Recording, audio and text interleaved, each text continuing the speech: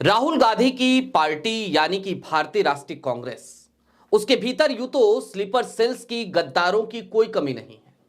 लेकिन एक सांसद महोदय हैं बेहद चर्चित। उनकी आंखों का पानी तो इतना मर गया है कि पूछिए मत। आज की तारीख में वो एक मोहरे के तौर पर काम कर रहे हैं। मोदी भक्ति करते हुए तो अक्सर ही पकड़े जाते हैं, एक बार फिर पकड़ लिए गए।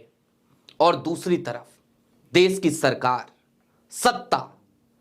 सत्ताधीश यानी कि खुद को प्रधान चौकीदार कहने वाले माननीय प्रधानमंत्री नरेंद्र मोदी, वो डर्टी पॉलिटिक्स करते हुए एक बार फिर नजर आ रहे हैं। हम लोग बार बार ये सोचते हैं ना कि मोदी जी ने चलो इतना कर दिया, इससे ज्यादा अब नहीं करेंगे, लेकिन हर बार हमारी उम्मीदों को तोड़ देते हैं प्रधानमंत्री। हम लोग हर बार सोचते हैं कि बस एक सीमा होती है भाई, इससे ज्यादा कोई थोड़ी अब डर्टी पॉलिटिक्स कर सकता है। शब्द हालांकि मैं कोई और इस्तेमाल करना चाहता हूं, नहीं कर सकता क्योंकि वो संसदीय शब्द नहीं है, गलत हो जाएगा। एक बार किसी ने इस्तेमाल कर लिया था तो मोदी जी रोने लगे थे। लेकिन मोदी जी बार बार हमारी उम्मीदों को तोड़ते हैं, उससे थोड़ा और ज्यादा चले जाते हैं। आप समझ जाइए कहां चले जाते हैं। एक बार फिर वही किया है उन्होंने। एक दूसरे देश का राष्ट्राध्यक्ष आज की तारीख में इस देश में है, कल की तारीख में इस देश के नेता प्रतिपक्ष ने एक बात कही थी, उसके बाद एमईए का एक बयान आया था, और इन सब के बीच अब जुगलबंदी दिख रही है कांग्रेस और राहुल गांधी के स्लीपर सेल, गद्दार कहिए जो कहिए, उनकी और प्रधान चौकीदार की। सारी बातें जरा विस्तार से। नमस्कार, मैं स्वप्निल और आप मुद्दा देख रहे हैं। दोस्तों आगे बढ़े उससे पहले वही छोटी सी अपील। मुद्दा इन दिनों एक गंभीर आर्थिक संकट से जूझ रहा है। एक तरफ हमारे मेन बैंक अकाउंट फ्रीज चल रहे हैं, तो दूसरी तरफ हमारे 2.5 साल पुराने चैनल को हमसे लंबे समय तक छीन कर रखा गया था। ऐसे में डे टू डे ऑपरेशंस में मुद्दा को काफी मुश्किलों का सामना करना पड़ रहा है। लिहाजा आपसे गुजारिश है, यदि आप चाहें, यदि आप सक्षम हो, तो छोटी छोटी मदद मुद्दा की जरूर कीजिएगा। इसके लिए आप स्क्रीन पर दिख रहे क्यूआर कोड या फिर के नीचे दिख रहे यूपीआई नंबर का इस्तेमाल कर सकते हैं। दोस्तों आप समझ गए होंगे मैं किसका जिक्र कर रहा हूं। जाहिर सी बात है वो कोई और नहीं है, वही है जिनके लिए किसी जमाने में प्रधानमंत्री नरेंद्र मोदी ने तंज कसते हुए कहा 100 करोड़नी गर्लफ्रेंड। सीधे कहा था कि आपने कभी 100 करोड़ की गर्लफ्रेंड सुनी है क्या? इसका जवाब भी दिया था शशि थरूर ने। प्रधानमंत्री नरेंद्र मोदी को नसीहतें भी दी थी, गलत बयानी भी की थी, सब कुछ हुआ था। लेकिन आज की तारीख में तो यह कहा जा सकता है एक ही थैली के दोनों चट्टे बट्टे हैं। आपकी स्क्रीन पर एक खबर है, इस खबर को जरा देख लीजिए। राष्ट्रपति बैंक्वेट में शशि थरूर का नाम, राहुल गांधी को नहीं मिला निमंत्रण। और यह चढ़ाने वाली बात है। चढ़ाने वाली क्यों है, अभी इस पे बाद में आएंगे। एक और हेडलाइन देखिए, हम यहां चिल्लाने नहीं आए हैं। संसद में हंगामे पर शशि थरूर ने अपनी ही पार्टी की लगा दी क्लास। हम यहां चिल्लाने नहीं आए हैं। एक आर्टिकल भी लिखा है इन्होंने और एक ट्वीट भी किया। एक ये कॉलम लिखते हैं थरूर थिंक, तो चूंकि थिंक टैंक तो है भाई, अब किसके लिए काम कर रहे हैं वो ये जाने, लेकिन है थिंक टैंक। अब इन थिंक टैंक साहब ने एक आर्टिकल लिखा, बकायदा उसको ट्वीट किया, parliament is trapped in a cycle of disruption, democracy is paying the price. ये जो कुछ देखना था हमने आपको दिखा दिया, अब आगे बढ़िए। दोस्तों राहुल गांधी ने कल कहा कि आमतौर पर यह एक लोकतांत्रिक देश की परंपरा रही है, इस देश की परंपरा रही है कि जब भी कोई विदेशी मेहमान आता है तो वो सबसे उसकी मुलाकात कराई जाती है। और जाहिर सी बात है राहुल गांधी भाई लीडर ऑफ अपोजिशन है, नेता प्रतिपक्ष है। इस देश में उनकी अपनी एक संसदीय परंपरा के हिसाब से एक संवैधानिक पोजीशन है, तो उनकी मुलाकात होनी चाहिए, जायज मांग थी। लेकिन इसको किस तरीके से इसकी भद पीटी गई। राहुल गांधी ने जैसे ही ये कहा, एक बड़े ज्ञानी प्रवक्ता है जो अक्सर जब तक सांसद नहीं थे देश की मेन स्ट्रीम मीडिया में जाकर के, पॉमेरियन मीडिया में जाकर के डांस किया करते थे। अभी भी कभी कभी आते हैं, लेकिन सांसद बन गए हैं तो आना थोड़ा कम कर दिया है। नाम है संबित पात्रा। संबित पात्रा साहब सामने आते हैं और कहते हैं कि राहुल गांधी जी ने जो बातें कही है ना, ये बात गलत है, बड़ी नाक कट गई देश की। चलिए कोई बात नहीं। उसके बाद एमईए की तरफ से, और एमईए की तरफ से नहीं, एमईए सोर्सेस की तरफ से, इस देश की एक बड़ी न्यूज एजेंसी है, वो खबर चलाती है और खबर चला के कहती है कि एमईए सोर्सेस ने कहा कि जब भी कोई डेलीगेट आता है बाहर से तो उसके ऊपर डिपेंड करता है वो किससे मिलना चाहता है, किससे नहीं मिलना चाहता है। तो इसमें एमईए जो है वो फॉरेन डेलीगेट्स के हिसाब से काम करती है, ये कहा था। तो भाई आज शशि थरूर से राष्ट्रपति पुतिन मिलना चाह रहे थे क्या? ये एक बड़ा सवाल है। खैर, ये तो मोदी जी की डर्टी पॉलिटिक्स है, क्योंकि राहुल गांधी ने सवाल उठाया था कि भाई हमको नहीं मिलने देते, हम लीडर ऑफ अपोजिशन है, फिर भी मेरा हक है, मेरा अधिकार है, नहीं मिलने दे रहे हैं। राहुल यही नहीं रुके थे, राहुल ने यह भी कहा था कि मैं विदेशी धरती पे जाता हूं, इस देश से बाहर जाता हूं, तो भी वहां के तमाम लोगों से कहा जाता है कि राहुल वहां गए हैं तो उनसे मत मिलिएगा। ये कल का राहुल गांधी का ऑफिशियल स्टेटमेंट है। यानी कि देश के भीतर कोई आए, इस देश की धरती पर कोई आए, तो भी राहुल गांधी को साइडलाइन कर दो, और राहुल गांधी कहीं और किसी टूर पर जाए तो वहां पर भी उनको किसी और से मिलने ना दो। और क्यों ना मिलने दो? तो जाहिर सी बात है, एक असुरक्षा की भावना तो है ही प्रधानमंत्री जी के अंदर। अगर असुरक्षा की भावना नहीं होती तो मार्गदर्शक मंडल की जरूरत ही क्या थी?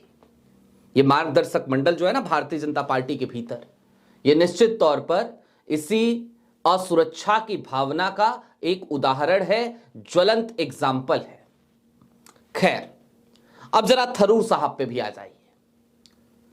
आपके नेता को नहीं बुलाया जा रहा है।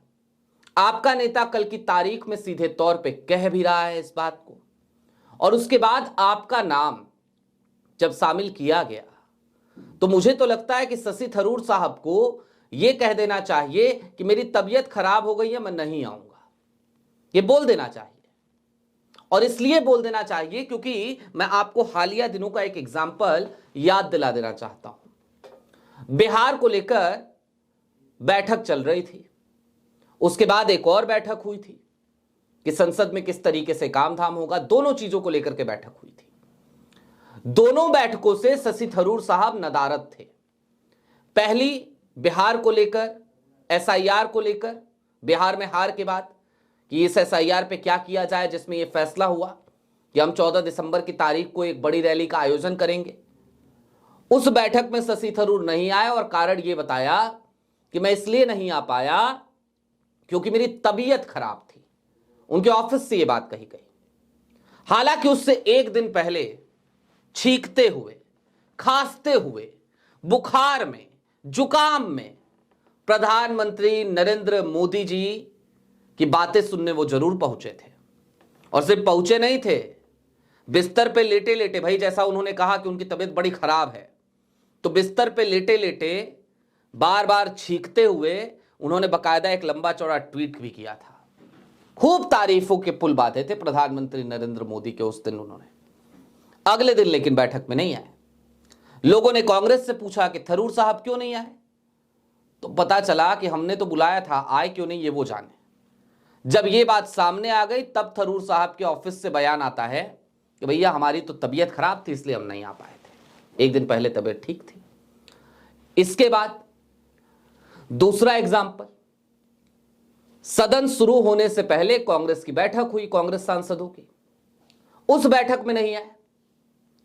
मीडिया वालों ने पूछा क्यों नहीं आए, तो जवाब मिला मेरी फ्लाइट थी, फ्लाइट डिले हो गई थी, इस वजह से नहीं आ पाया। अरे आना था एक दिन पहले आ जाते, इतनी महत्वपूर्ण बैठक थी। खैर, इन सब के बीच शुरुआत के 2 दिन लोकसभा स्थगित होती रही। क्यों होती रही? क्योंकि विपक्ष चाह रहा था एसआईआर पर, विपक्ष चाह रहा था बीएलओस की हर दिन होती हुई मौत पर, उनके ऊपर बने हुए प्रेशर पर सदन के भीतर चर्चा हो। वो चर्चा होने नहीं दी जा रही थी और सदन को एक डिजाइन तरीके से बार बार स्थगित किया जा रहा था। एक सेट पैटर्न 11 बजे शुरू होती थी, 15-20 मिनट चलती थी, उसके बाद से स्थगित होती थी 12 बजे के लिए, 12 बजे शुरू होती थी, 5-10-15 मिनट हरी इच्छा प्रभु इच्छा, जो चल जाए चल जाए, उसके बाद फिर से स्थगित, फिर 2 बजे फिर से शुरू होती थी और 2 बजे शुरू होते ही 7-8 मिनट के अंदर सदन को स्थगित कर दिया जाता था। यह सेट पैटर्न था। और शुरुआत के दोनों दिन 1 दिसंबर और 2 दिसंबर, अगर आपको याद हो तो ओम बिरला साहब 11 बजे आते थे और उसके बाद से दिखाई नहीं देते थे, गायब हो जाते थे। यह सेट पैटर्न चलाया गया। उसको लेकर भी लगभग विपक्ष पे तंज कसते हुए, इसे एक ट्रैप बताते हुए यही थरूर साहब आर्टिकल लिखते हैं। एक बार सरकार से भी सवाल पूछ लेते भाई साहब आप कि भैया जनता के मुद्दों पे चर्चा कराने से क्यों भाग रही थी सरकार? बाद में तय किया ना, जब देखा कि विपक्ष नहीं मानेगा तो जाकर के तय कर दिया ना कि चलिए चर्चा करा लेंगे, तो उसी दिन तय कर लेते, उसी दिन करा लेते या उसी दिन डेट दे देते। उस समय क्यों नहीं हुआ?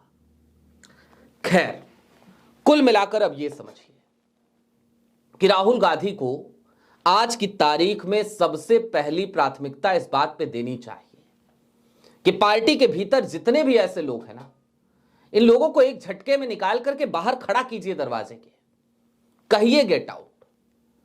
ये दृढ़ इच्छा शक्ति आपको ही लानी होगी जनाब, आपको ही लानी होगी। क्या हो जाएगा? ज्यादा से ज्यादा आपका एक सांसद कम हो जाएगा, 99 से 98 की गिनती पे आ जाएंगे आप। यही तो होगा। कौन सा 99 पे आप जाकर के सरकार में बैठ गए कि आप एक एक सीट देख रहे हैं? और जिस दिन थरूर साहब कांग्रेस से निकल के बाहर चले गए, उस दिन उनकी क्या जरूरत है भाजपा को, जरा सोचिए।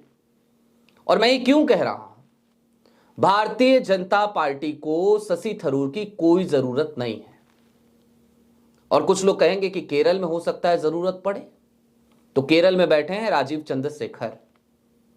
राजीव चंद्रशेखर भाई मिनिस्टर भी रहे, केरल के इस समय प्रदेश अध्यक्ष भी हैं, केरल पे पूरा फोकस कर रखा है उन्होंने। तो वो जो अपनी थाली सजी हुई देख रहे हैं, उनकी थाली शशि थरूर के आगे तो वैसे भी नहीं पहुंचने वाली।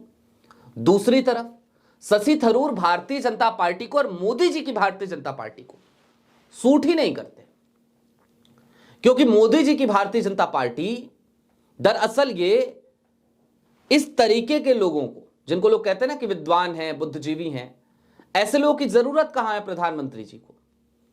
भाई जिसने इतनी सारी किताबें खुद लिख रखी हों, लोग बताते हैं कि मोदी जी ने 7 या 8 किताबें लिख रखी हैं, तो जिन्होंने इतनी किताबें लिख रखी हों उनको शशि थरूर की क्या जरूरत? शशि थरूर जैसे लोग वो तो भारतीय जनता पार्टी में किसी काम के ही नहीं है। खैर, ये डर्टी पॉलिटिक्स है, राहुल गांधी को चिढ़ाने की एक और कोशिश है, और इन सब के बीच शशि थरूर मोदी भक्ति करते हुए आज की तारीख में हमें एक मोहरे के तौर पर इस्तेमाल होते हुए नजर आते हैं। आपकी क्या राय है कमेंट बॉक्स में जरूर बताइएगा। अभी के लिए दीजिए इजाजत, चलते चलते फिर वही अपील, चैनल पे नए हो तो सब्सक्राइब करते हुए जाइएगा, सक्षम हो तो छोटी छोटी मदद जरूर कीजिएगा। बहुत शुक्रिया।